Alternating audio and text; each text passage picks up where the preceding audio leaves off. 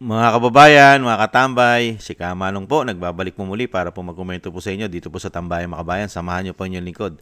Magandang araw po, tanghali, hapon, gabi. Madaling araw po sa atin lahat. Saan man sulok ng ating bansa o saan man sulok ng mundo, tayo naroon. Naway maingatan po tayo mga kababayan. Ito po, komentuhan po natin ito pong update ni Congressman Pulong sa ating dating Pangulong Duterte na mas nangayayat daw po, mas pumayat daw po ang ating dating Pangulong Duterte nung last time na ito ay kanyang nabisita mga tambay. Dahil ngayon po nandun po siya sa The Hague sa Netherlands kasama po ang kanyang mga pamilya, ang kanyang mga anak. Ay ganun din po ang sinabi po din niya na medyo mahina pong kumain ang ating dating Pangulong Duterte. Pero sa kabila naman daw po noon ay maayos naman po ang kalagayan ng dating Pangulong Duterte. Pahinga po natin si Congressman Pulong mga katambay sa kanya pong update kay dating Pangulong Duterte. Ito po. Kung maing hapon, welcome back sa The Hague together with your family. Kung kamusta mo karon? Okay ra, wapay tulog. Kay kadlaw namin niabot, no. Kung pangutana sa taong bayan kung kamusta po si Tatay Digong? Karon pagsulod na mo, wala ka say pamahaw paniudto. Sarap pa siya, wala daw siya gibaling-baling sa sulod. Natulog na po daw siya. Namayat, payat siya karon. Mas payat siya tong last time. Madrico. Kung nahisgutan ba ninyo ang celebration sa Independence Day, does he have anything to say about Wala man kay istorya na. Ang iyamang istorya kaniman una yung mga apo. Kay dugay sila wa nagkita. Labi na ning laki. Was he very happy, sir, na nakita niyo? Meron bang mensahe pala ang dating Pangulo, sir, sa mga kababayan natin? Karon ang iyang mensahe nga alagaan daw ang Pilipinas, alagaan ang Pilipino, kay kami mga politiko moagi rami aning kalibutan na importante nga Pilipinas matarong during my time. Was there a big difference po doon sa pagbisita mo before the now kay Tatay Digong? Dako kayo yung gipayat. Pero okay man siya. Okay mo storya, sige binuang, sige pagkatawa. Okay man. Kung marami pong salamat. Any mensahe po sa mga kababayan natin kung galing sa iyo? Gikan sa ako, dagang salamat kaninyong tanan. Mohangyo ko ninyo nga padayon ang atong pag-ampo para sa kalusugan ni Presidente Rudy. Daghang salamat sa inyo. Maraming salamat, sir. Ma'am, welcome. Salamat. Thank you, sir.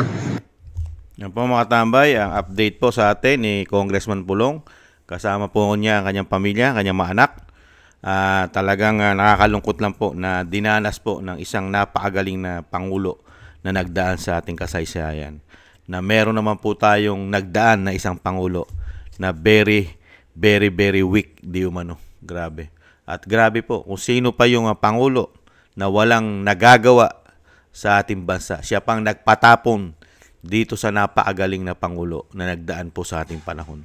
Talagang iba na po ang kasamaan. Pagka ang kasamaan po ang naghahari ngayon sa ating bansa, yung mabuti na lingkod bayan ang talagang pinerwisyo po nito.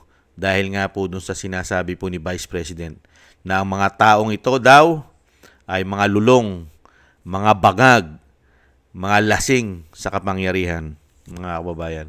Kaya po tayo po bilang tayo po ay nakakaunawa at alam po natin ang tama't mali at nakita po natin ang magaling at ang hindi magaling na presidente, mga kababayan, sa ating pong henerasyon.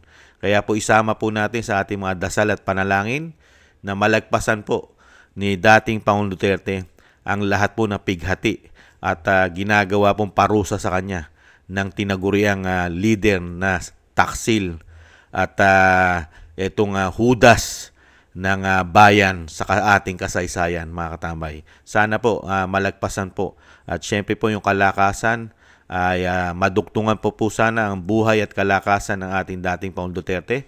At syempre po sana po magbalik din po sana. Isama po natin sa dasal na magbalik po din sana ang kanyang gana, ang kanyang kasiglahan po sa pagkain, mga katambay. Dahil po bumabagsak po ang katawan ng ating dating Pangulong Duterte. Siyempre po kailangan po katawan natin ng sustansya, pagkain, mga kababayan. Sana po malagpasan po at yung sinasabi pong yung katarungan ay sana po mabilis pong makuha ni dating Pangulong Duterte. Sana naman po makonsensya sana itong mga ICC, lalong-lalo itong mga prosecutor, itong mga judges, mga kabayan. Sana po makonsensya sila. Tamaan po sana sila ng konsensya sa ginagawa po nilang panggigipit gamit ang pera. Pera yata ang gamit yan. Panuhol, tinapalan yata sila ng isang damukal na pera. Kaya po, ganito nangyayari sa ating dating Pangulong Duterte dahil sa kapangyarihan, pera, panggigipit, mga kababayan. Hindi kaya? Kaya tanging panalangin po ang maitutulong natin sa ating dating Pangulong Duterte dahil alam naman po natin na wala na pong jurisdiction. Wala na pong jurisdiction ng ating bansa dito sa International Criminal Court. Tanging ang makakatulong na lang po sa atin ang mabilisan sa ngayon. Sana po dinggin ang ating panalangin na meron po talagang tumutok na malalaking bansa para po mapabilis lalo ang pagpapalaya sa dating Pangulong Duterte. Sana po meron pa pong mga bansa katulad po ng Amerika, o itong Russia at Europa, isama na natin ang China kung pagtutulong-tulungan po sana nila na talagang kundinahin ang ginawang pagkakamali at pamumulitika nitong ICC na walang jurisdiction sa atin. Talagang pati po ang kanilang Rome of Statute ay hindi po gumana ang proseso ng batas nila sa ating dating Pangulong Duterte. Bagkus, ang gumana ay ang kanilang pagkikidnap ng ating bansa mismo. Kidnapping daw po ang ginawa riyan. Kitang-kita naman po natin at marami po nagpatotoo. Pati po ang mga justices, retired justices, nagpatotoo na mali ang pag-aresto. Ganon din ang Senado. Kaya lang po hanggang ngayon, ubod ng bagal ang ating Korte Suprema para sa mga bagay na ito, ang mga desisyon na inihintay natin na talagang totoo na kidnapping ang ginawa nila sa dating Pangulong Duterte.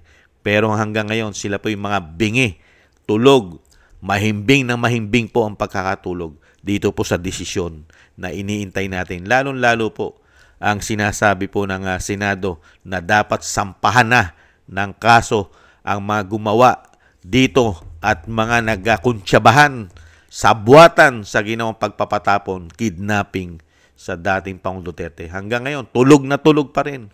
Malapit na po magretiro ang Ombudsman Martires. Hanggang ngayon, yung 10 araw ay wala pa rin pong tayong nababalitaan dito sa mga inakusahan dito po sa ginawa nila sa dating Pangulong Duterte. Kaya po ngayon na nagdurusa po ay isang 80 anyos, mahigit 80 anyos na may makaramdaman pa na napakaganda ang ginawang panunungkulan sa ating bansa. Pirotektahan tayo ng 6 na taon, lalong-lalo sa mga kriminal, mga addictus, mga drug lord, mga NPA. Pirotektahan po tayo, mga kababayan. Pero ngayon po sa ating bansa, naghahari po silang lahat. Naghahari po yata ang mga drug lord, mga NPA, CPP-NPA, mga naghahari yata sa ating bansa. Mga kriminal, mga narco-politics, mga korap na politiko, nagsama-sama na yata, kasama pa ang mga oligarko, di umano at media. Mga kababayan, nakita nyo po. Ako, pansin na pansin ko eh. Di ba? Idadagdag ko lang. Ngayon lang ako nakakita ng gobyerno. 3 taon na. 3 taon na. Walang nakikita ni isang korupsyon. Lalong-lalo ang media. Walang pinapuputok na korupsyon. Lalong-lalo ang media na binabalita sa atin. Hindi ba kayo nagtataka? Di po ba? Nakapagtataka? Ngayon lang tayo nakakita ng ganitong klase. Lalo-lalo sa gobyerno, kasama ang media, magkakasabwat pala. Di umano. Grabe, no? Walang nakitang korupsyon. Kakati talaga tenga mo.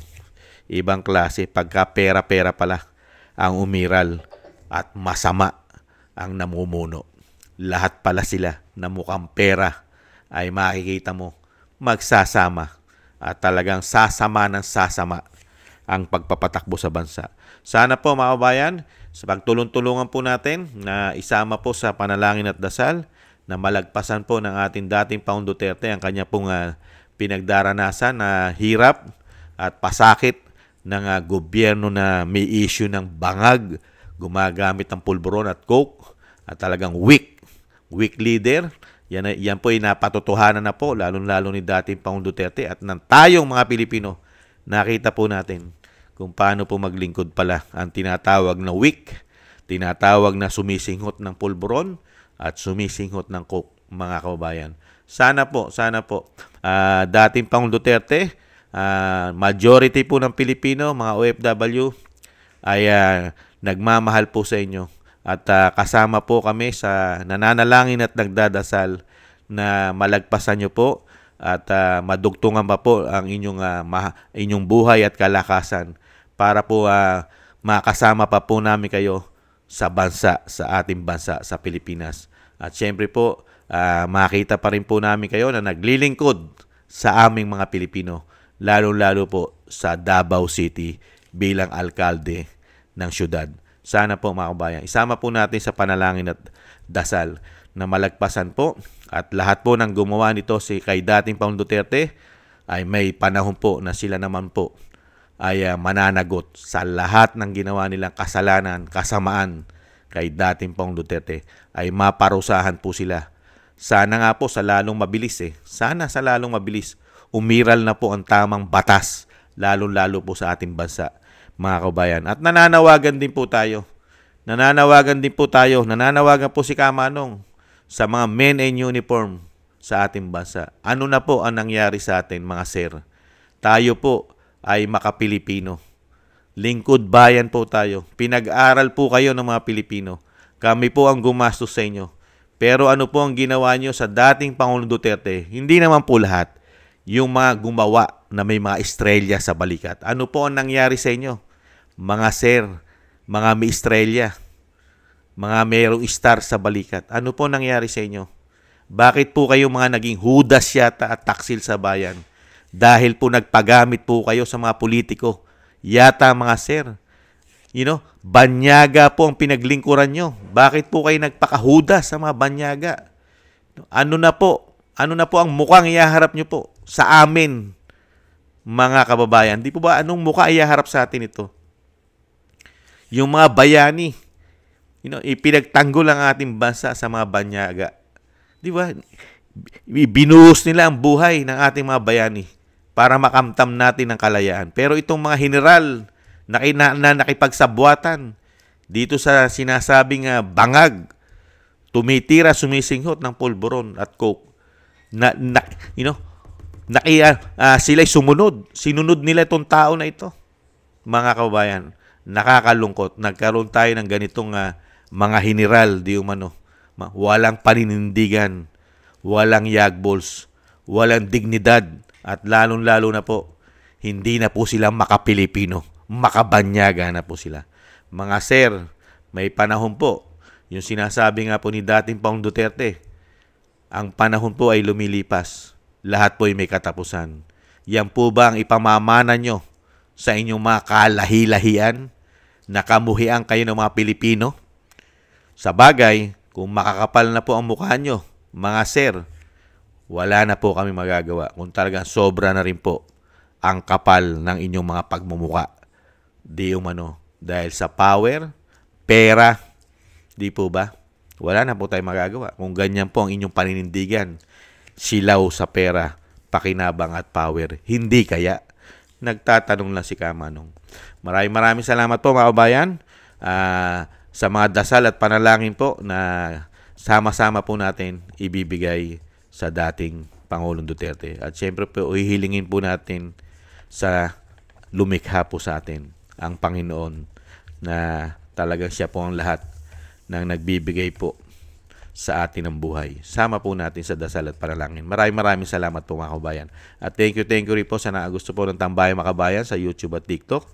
At ganoon din po sa mga ating po mga subscribers. Maraming salamat po sa inyo. Shoutout po sa inyo lahat. Mabuhay po kayo mga kabayan. At thank you rin po at shoutout po sa mga nagbibigay po ng biyaya sa inyong lingkod. Thank you po. Shoutout po Kingston 123 ng Hong Kong, Eric Hershio ng Canada, Jake Yahut 4531 ng Maisog, California, USA, Gina Ray Solidides ng Berlin, Germany, Julieta Celona ng Sydney, Australia, Baby Roman Ate Isa na Cagayan, Jem Aris ng United Arab Emirates, Jobilin Watanabe ng Japan, ako si Pilam, Ani Jo, Teodorico Erguisa Jr., si Arpel Villacorta, Wills Bubbles 5697, Rosalina RK, Team 888, Michelle Yamaguchi Vlog. Maraming salamat po mga tambay. Maraming salamat po sa inyo, sa inyong po mga biyaya. Naway maingatan po kayo sa pang-araw-araw po ng ating buhay. Thank you po. At syempre po mga kababayan, yung dasal po, ulit-ulitin ko po, sama po natin sa ating mga panalangin na maingatan po ang pamilya Duterte at lalong-lalo po ang kalusugan at ang buhay ng dating Pangulong Duterte ay madugtungan pa po ng mahaba at makabalik po sa ating bansa sa lalong mabilis, mga kababayan. Muli po, paalam po muna. Ingat po tayo. Bye-bye. Thank you po.